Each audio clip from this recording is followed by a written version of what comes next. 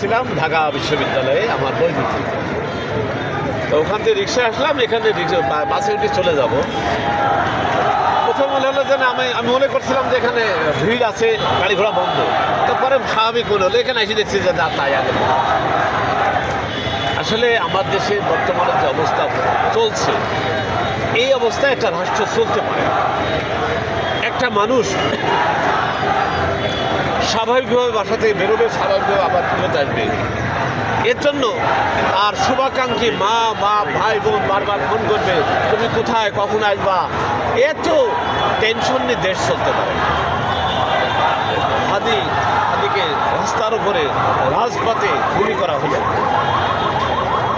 এখন পর্যন্ত তাদেরকে গ্রেফতার করা হলো না। এটা আমাদের জন্য খুব দুঃখজনক।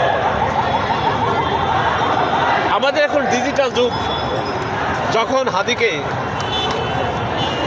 শুট করা হয়েছে, সাথে সাথে তো মোড়ে মোড়ে পুলিশ আছে, তাহলে তো সাথে সাথে ওয়ারলেসে খবর হয়ে যাওয়ার কথা। এই ঘটনা ঘটছে,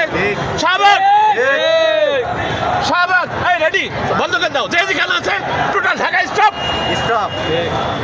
ঘটনা ঘটছে পল্টনে, নয়াপল্টনে ঘটনা ঘটছে, নয়াপল্টনে। উইদিন 5 মিনিটস সমস্ত জায়গায় মেসেজ যাবে, ঢাকা স্টপ। শাহবাগ, মহাখালী, যাত্রাবাড়ি, চেমনিজ আছে, নীলক্ষেত, সব বন্ধ হয়ে যাবে। কোথায় যাবে? 5 মিনিটের মধ্যে উদ্ধার হবে। আর তারা তো মার্কাবারের মানুষ। আজকে এতটা দিন হলো, সে আসামি এখনো ধরতে পারলাম না।